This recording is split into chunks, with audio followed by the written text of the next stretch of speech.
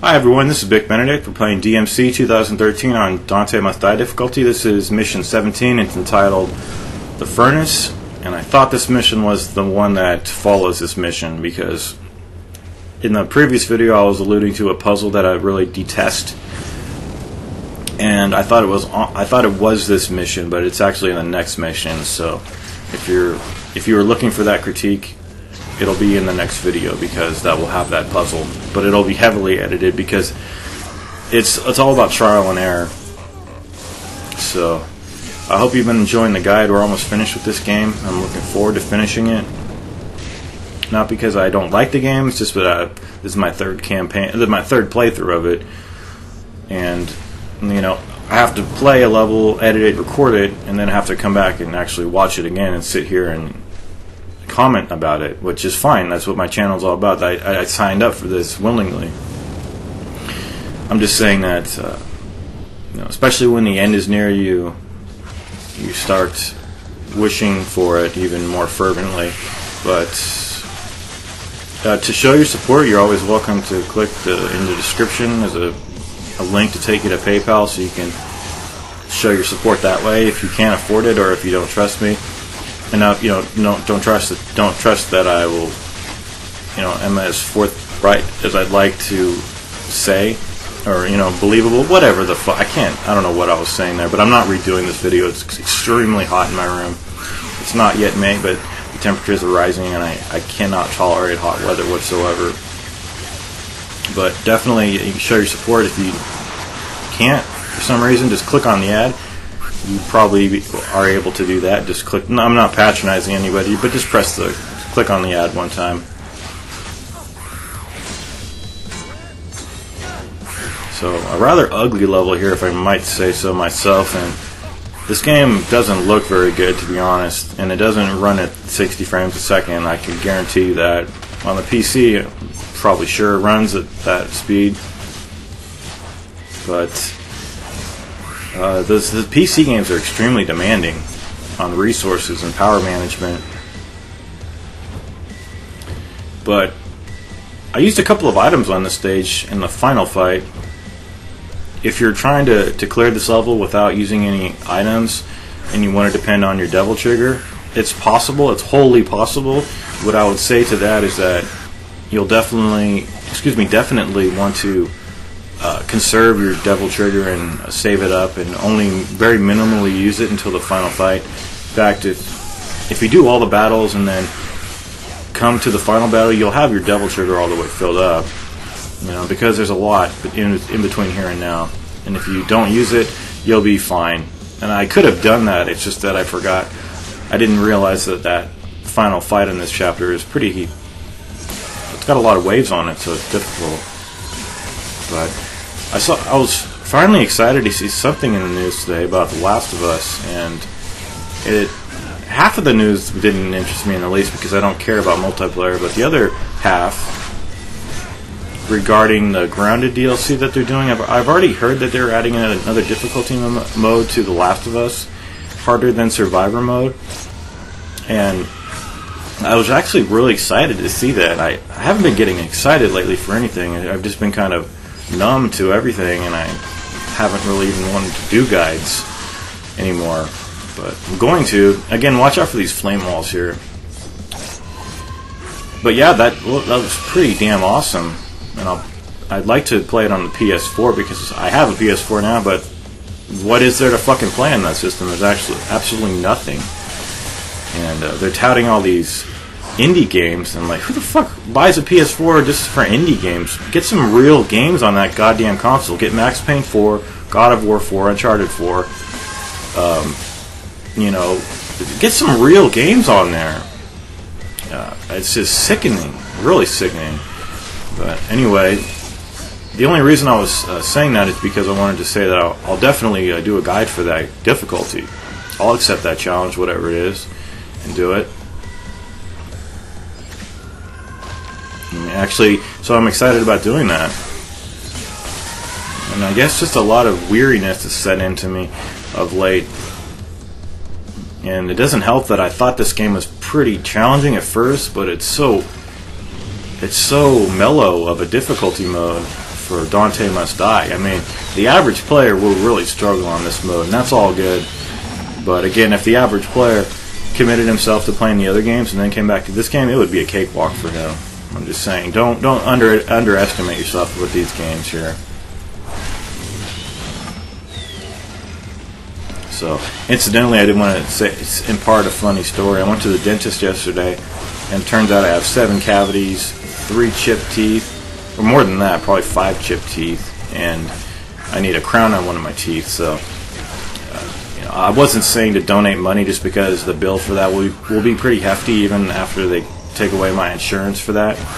But my teeth have just really eroded lately because of the fact that I haven't been going to my cleanings every 6 months because I live in fear of the dentist. It's pretty sick, but it's a common phobia among people. They really hate. I hate the dentist.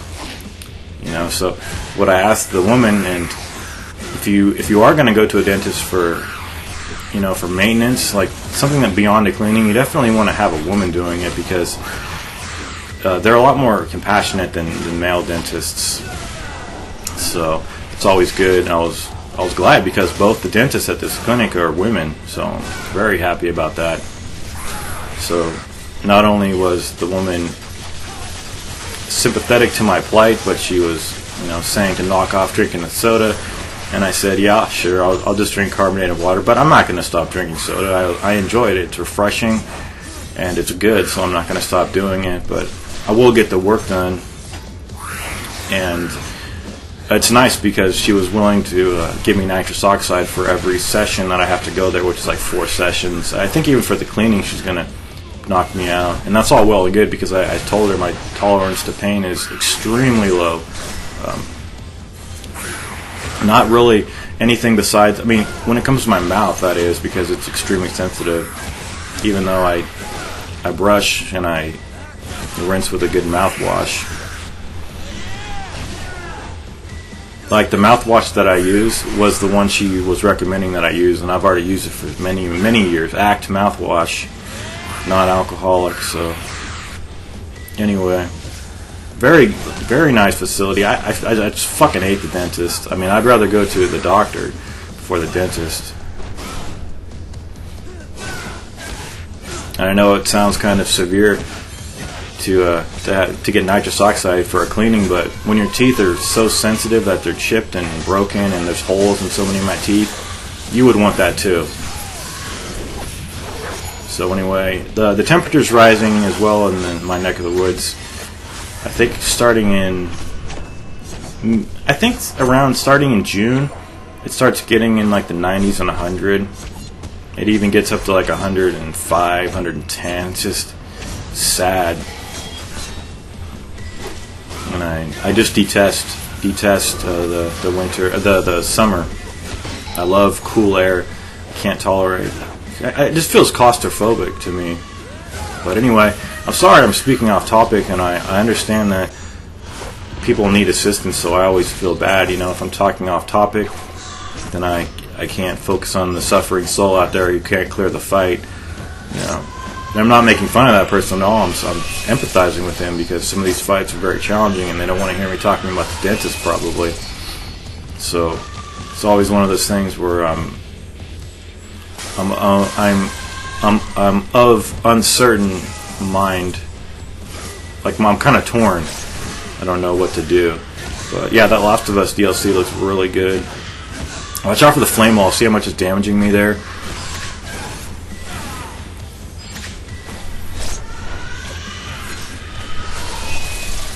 So what it looks like is when you're throwing those 2 pegs back at her, the second one knocks her out of her bubble, but then you'll have to avoid the third one, so watch out for that.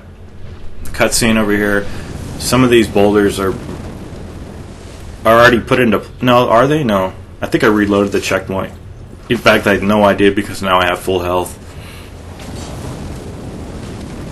But we're coming up on the next level, and unfortunately, we only have one more long level coming up, which is the next level. But it's not too long if you are hasty about it. We have a couple of enemies over here. If you go in the opposite direction that I'm going, you'll get some more resources, probably a hidden item, as well as a key. and there is a lost soul. I'm one soul away from getting the trophy, and I apologize. There is an achievement for getting all the souls. I thought I had them all collected, but there's one on this level that I missed, so I don't care about it though. I only really care about trophies like when I am dead set like on getting something like the Last of Us DLC.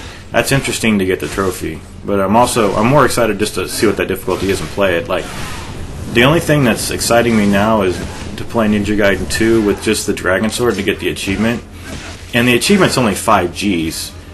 You know, it's nothing, but it means a lot to me when I see that thing appear at the end of my campaign, because it'll mean that, because you don't have to play a Master Ninja to get that achievement. You can play on the Acolyte and still get it, but it's not enjoyable for me to do that because that mode's a joke. Even Mentor mode's a joke. I would pay $15 to $20 for another difficulty for Ultimate Ninja mode on Ninja Gaiden 2 with just having more damage received to me. I would definitely eat $20. Hell yeah, I would just throw that money at them. $50 I would give them for that. That is my entertainment right there. I would easily pay $50 for that, because I don't buy movies, I don't watch movies, I don't go to the theater, I don't waste my money on anything else except games. But it's not a waste of money for me. Like, I don't buy TV episodes of movies and stuff. I don't even watch movies, so, you know. And I know there's going to be a lot of people saying you should never pay for difficulties. Well, I would pay for that. I don't care. So I'm just charging through the flames here, not giving one difference, one care here. I think we're going to come up on the final fight. And I only said that because I'm desperate. I would be desperate to have something like that. I'm not just an idiot that throws his money away at anything. But literally, I would pay $50 for an Ultimate Ninja mode on Ninja Gaiden 2 to be distributed. The damage that you receive on Sigma, that would be really fun, really fucking fun.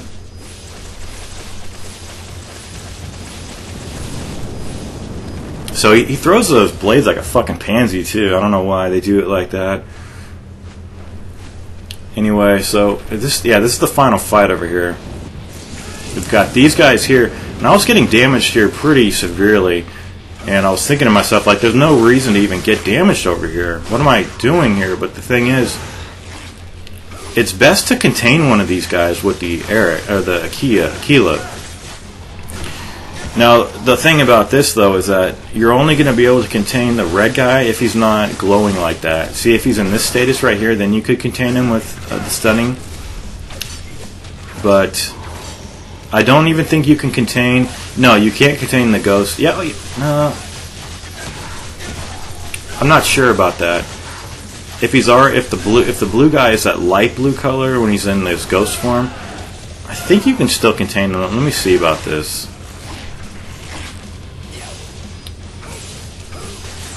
But I know you can't contain the red guy unless he's in this color right here, this dark, deep crimson color. So, contain the blue guy, stun the blue guy, and then go in for the strikes with this weapon here. And try to get your demon dodges. You can get the demon dodges off of blue enemies, the same as with the demon enemies here. Just don't get hit by this attack right there. It takes away about 5 pegs off your life bar. Ooh, more than 5. I'm going to rewind that and see how much that was. That was almost 6. That is just... Why does it deal so much damage? But anyway, what happened to me right there in that situation was I was throwing the Aquila and I couldn't cancel out of the attack. I was just trying to jump over him, which is the safest thing to do because it's way too risky to try to demon dodge that attack when you saw how much damage it took off me. So what I did here, and I'll freely admit what I did, I used a large shield and I used a large devil star. Had I come here with a full devil trigger, I would not have used any items except maybe a healing item. Just remember that there's 2 dangling pods for you to collect with health over here should you need it, and just stay away from those flame walls. This is wave 2 with the Stygians and the Frost Knight here. I don't think you can parry that that attack that he sends out with the sword, because it's not really an attack that he's doing. I mean, it's kind of a... It just doesn't feel like something you can parry. I mean, you could probably parry it, maybe, but I don't think you can demon evade off of it. And hopefully, what I was hoping in this situation was, I'm hoping that these guys are getting damaged, because if it's friendly fire and I'm getting damaged off there, it just kind of stands to reason that they should be getting some chip damage off of them if they're standing in the flame walls. But I could understand if this guy is standing in there and he's an angel. He's an angel, so you might not get damaged by demon kind of fire that's encasing this platform here. And I don't know why I struck him with the fist there. Sometimes there's so many moves and combos in this game that I don't even do anything. But when I get frozen like that, I don't even mash the buttons, because I think that's the stupidest thing to do in a game, mash buttons to get out of it. So I don't mash buttons. I just let it come out. I just let the freeze end of its own accord. I'd rather just take the damage than mash buttons. So the next wave here, and you see I'm very liberally using this. Right there I only use it to give me some of my health back, but here's the Tyrant and the Witch. It's just pretty hard to deal with these two enemies. You know, any of these stronger enemies when they're put side by side. So I would highly recommend using your devil trigger. I mean, it's in the game. They put it in here to minimize how difficult some of these fights are. But if you're really a sadist about some of these fights, I'm sure you're not going to use it. So it's just completely optional what you want to do. So there's a demon dodge, and it doesn't seem likely, but you can demon dodge right through them. And I've only recently started to do that because I just don't trust it too much. But you have to let your reserve down a little bit and realize that you can get away with doing that. See, no, I usually just evade to the side. But I think you line up more properly if you evade through them.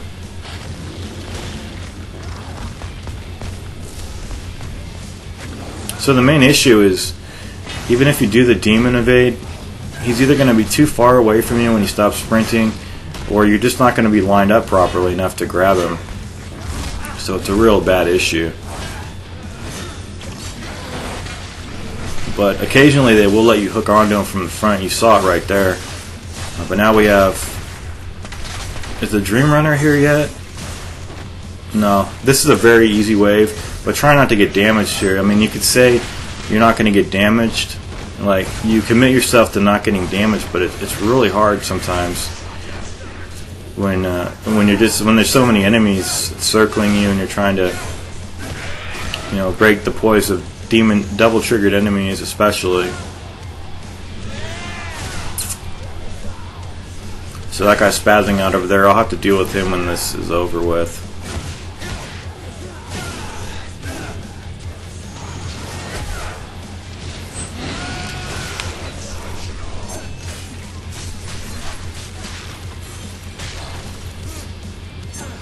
Okay, so that guy's cleared. I thought he was still over there, so I had to turn around. But this guy, after we kill him, it's going to have another wave, and it might be the final wave. So the only way I could reach that guy was with the Y hold, Y release. And now we have another Tyrant here. And you notice we have no butchers, but the Tyrants still have a tendency to hit you when they charge at you. So I mean, just use the devil trigger here on this guy, because he's definitely the more problematic. If you want to practice him, focus on him. Take out the Tyrant first. It's up to you. It's your own prerogative at the end of the day. I'm just here to lend you some guidance in a tough game.